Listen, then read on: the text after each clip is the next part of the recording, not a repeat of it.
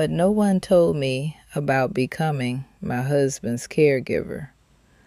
People often think love is measured by the big moments in a marriage, the anniversary celebrations, the vacations, the flowers, the date nights. Looking back over 34 years with Jake, I don't believe that's true anymore. I think love is often measured in ordinary moments, while life feels anything but ordinary. Sometimes it's measured in quiet kitchens, dirty dishes, laundry waiting to be folded, coffee growing cold on the counter because your mind is somewhere else. Those ordinary moments became some of the most meaningful moments of our marriage. Not because life was easy, but because life changed us.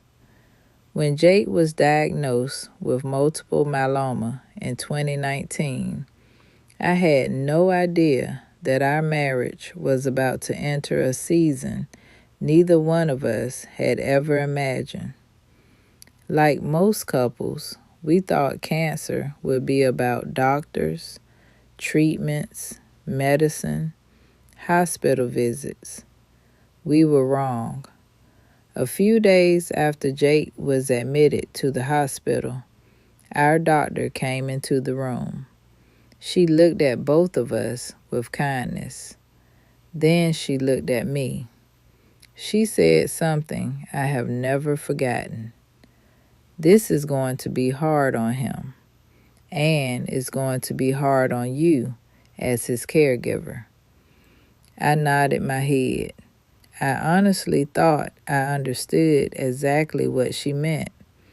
I thought she was talking about taking Jake to appointments, helping him remember medications, making sure he had what he needed physically, helping him recover. That's what I thought caregiving meant. Looking back, I realized I had no idea. The word caregiver was an understatement for everything that was coming. I didn't know caregiving would mean carrying fear that I couldn't explain. I didn't know it would mean lying awake at night, listening to make sure my husband was still breathing. I didn't know it would mean learning to smile while my heart was breaking. I didn't know it would mean loving someone so deeply that their pain became your own. No one prepares you for that part. The hospital room was quiet after the doctor left. The television was on, but I couldn't tell you what was playing. Nurses walked in and out. Machines made their usual sounds. People talked in the hallway. Life continued all around us, but inside that room, everything had changed. Jake and I didn't have many words, not because we were angry, not because we were upset with each other. Sometimes silence isn't because two people have nothing to say. Sometimes silence is what happens when your heart is trying to catch up with news it never expected to hear. I looked over at Jake. I wondered what he was thinking. Was he afraid? Was he wondering if he was going to die? Was he worried about me? I never asked, and he never asked me. We just sat there together. Looking back now, I think we were both grieving a life that had disappeared in a matter of days. Not because it was gone forever, but because we knew nothing would ever quite be the same again. A week later, our lives began revolving around oncology, appointments, blood work, treatments, waiting rooms, schedules. Everything suddenly revolved around cancer. The drives to Augusta became part of our routine. People have asked me over the years what those drives were like. The best way I know how to describe them is this. They were what if drives. What if this treatment doesn't work? What if the cancer spreads? What if he can't have the stem cell transplant? What if, what if, what if? I don't remember us talking very much. Not because we didn't love each other. Not because there was tension between us. I think we were both carrying thoughts that were simply too heavy to put into words. I spent those drives praying, asking God for good reports, asking Him for more time, asking Him to let me grow old with the man I loved. I couldn't even think about life without Jake. I wouldn't let my mind go there because the thought of losing him hurt too much. Every time we walked into the cancer center, I found myself watching one person more than anyone else, the transplant doctor. Every time he walked into the room, I studied his face before I listened to his words. After a while, I learned that his expression usually told me what was coming before he ever opened his mouth. If he smiled, I could breathe a little easier. If he looked serious, my heart started racing before he said a single word. That's what caregiving became. Learning to read expressions, watching every test result, listening carefully to every word, trying to stay hopeful even when you were afraid. And every time I walked out of that room, I whispered another prayer. Lord, please let this report be better than the last one. I didn't need all the answers. I just needed hope. And somehow, God gave us enough hope for one more day. Then one more day after that. Then another. Looking back now, I realize that sometimes God doesn't give us strength for the whole journey.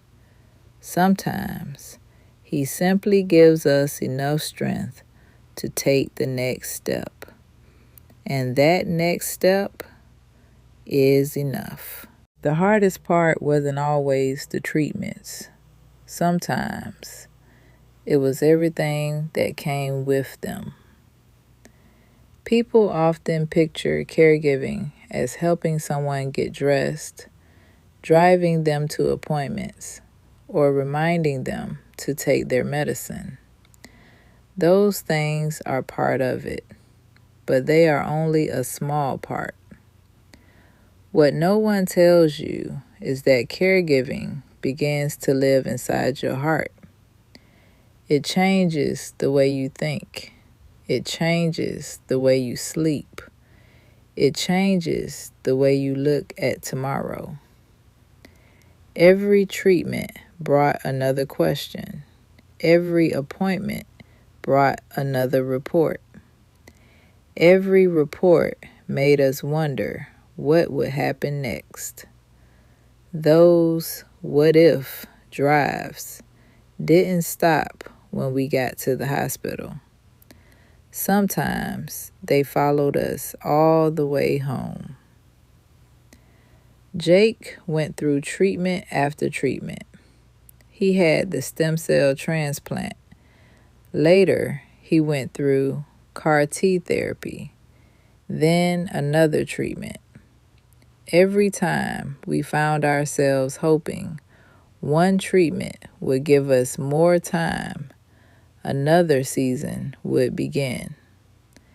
There were moments when I thought, maybe we're finally getting ahead of this. Then life would remind us that cancer doesn't always follow the schedule you hope for. When we came home after treatments, we usually ate a little, and then we rested. At first, I thought only Jake was exhausted. After all, he was the one receiving the treatments. He was the one fighting the cancer. But one day I realized I was exhausted too.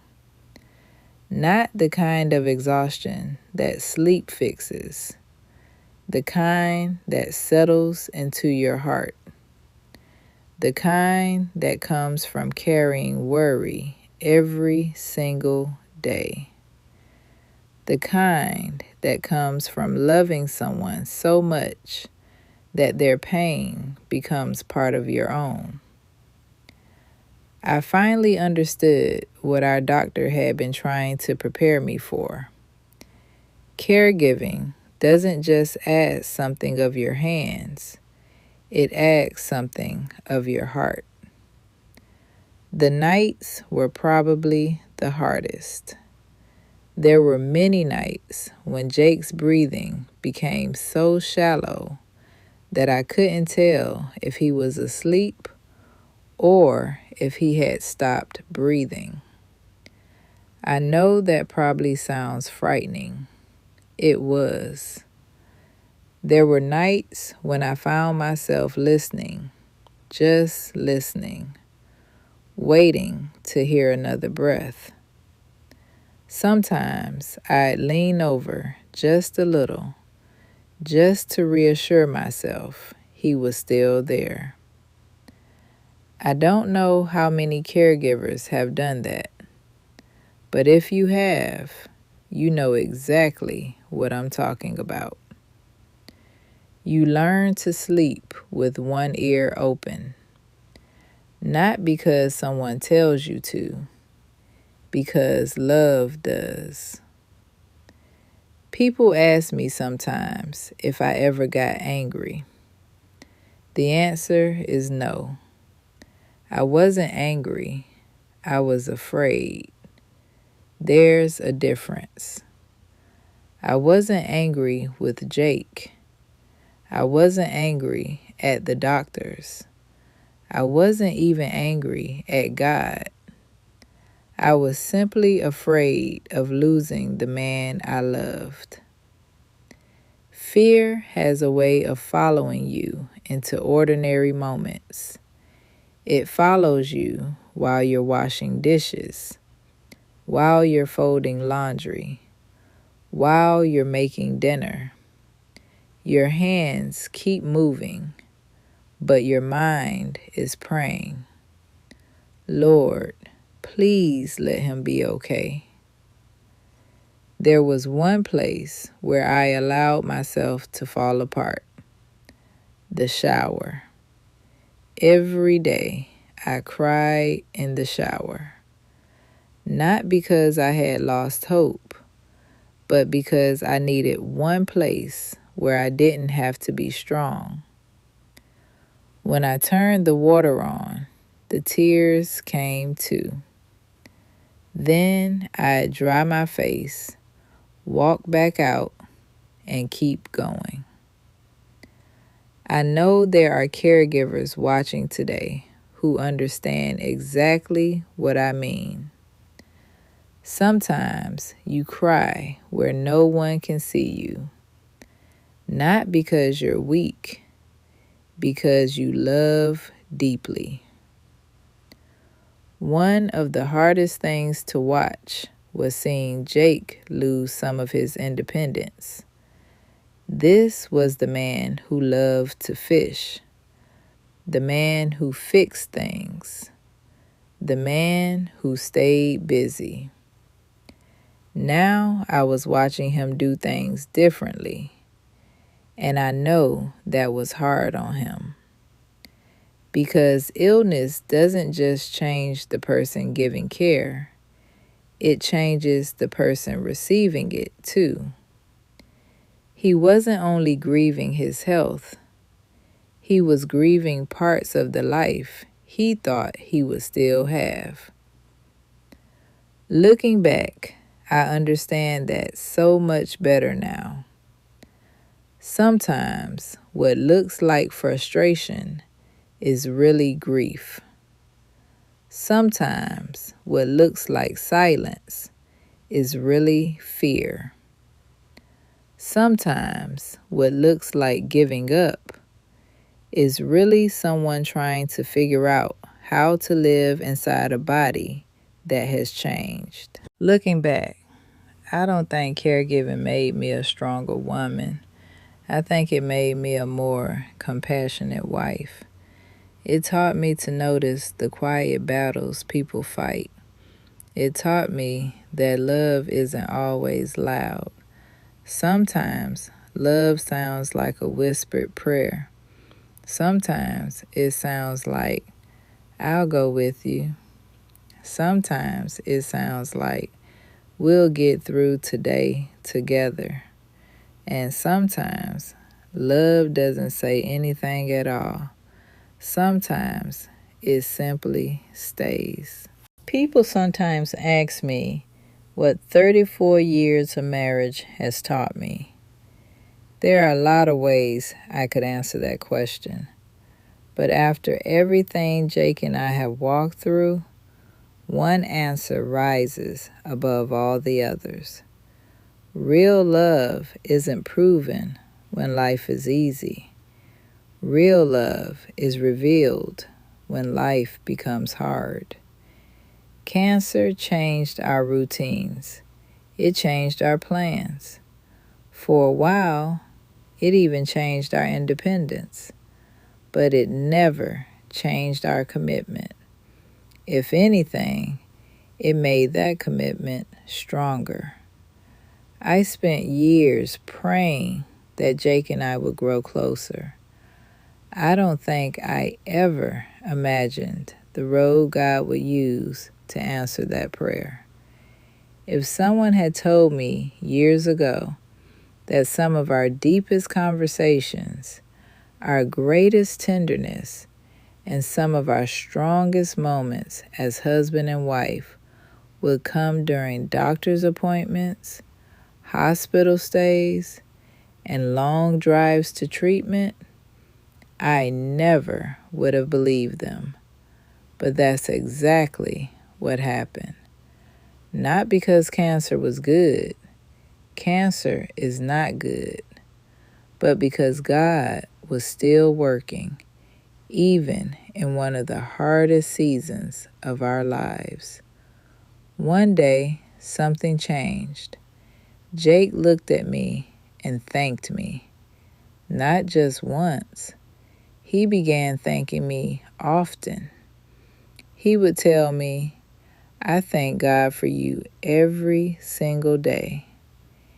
Every time he says those words, I still have to hold back tears because I remember another season, the season when he told me, you shouldn't have made me go to the doctor. At the time, those words hurt. Looking back now, I don't believe they came from anger. I believe they came from fear. Fear doesn't always sound like fear. Sometimes it sounds like blame. Sometimes it sounds like frustration. Sometimes it sounds like words that wound the person standing closest to you. Today, I understand that better than I did then. The man I loved wasn't trying to hurt me. He was grieving the life he thought he was going to have. That season taught me something I hope I never forget. Sometimes the people we love need our compassion the most, when they're the hardest to understand. If I had only listened to his words, I would have missed his heart. His words said one thing. His fear was saying something completely different. That's true in many marriages.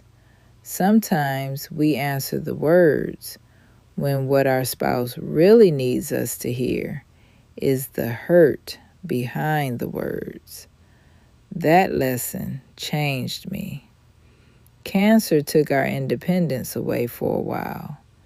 It took away the ordinary life we had known.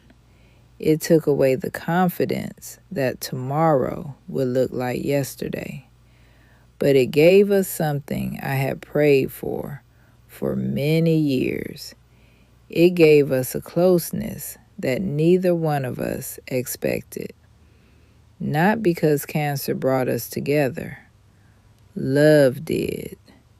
Choosing each other did. Showing up every day did. Praying together did. Refusing to give up on each other did. That's where closeness grew. One ordinary day at a time. If you're caring for your husband today, I want to say something to you. There will be days when you're tired, days when you're afraid, days when you wonder if you're doing enough. Please hear me. Being exhausted doesn't mean you're failing. Missing the life you once had doesn't mean you love your husband any less. Gratitude and grief can live in the same heart. You can be thankful your husband is still with you and still grieve everything illness has changed. Those feelings don't make you a bad wife. They make you human. So be gentle with yourself. Ask for help when you need it. Rest when you can. Pray when you don't have the words. And remember that God sees every quiet act of love that no one else notices. Every meal, every appointment, every load of laundry, every hand you hold, every whispered prayer in the middle of the night, none of it is wasted. Looking back, I finally understand what that doctor was trying to tell me all those years ago. She wasn't taking away my hope. She was preparing my heart. She knew caregiving would ask more of me than I could imagine. But she also knew something I hadn't learned yet, that love has a way of growing deeper when two people keep choosing each other through the hardest seasons of life. Today, when Jake looks at me and says, "I thank God for you every single day," I smile because I quietly thank God for him too.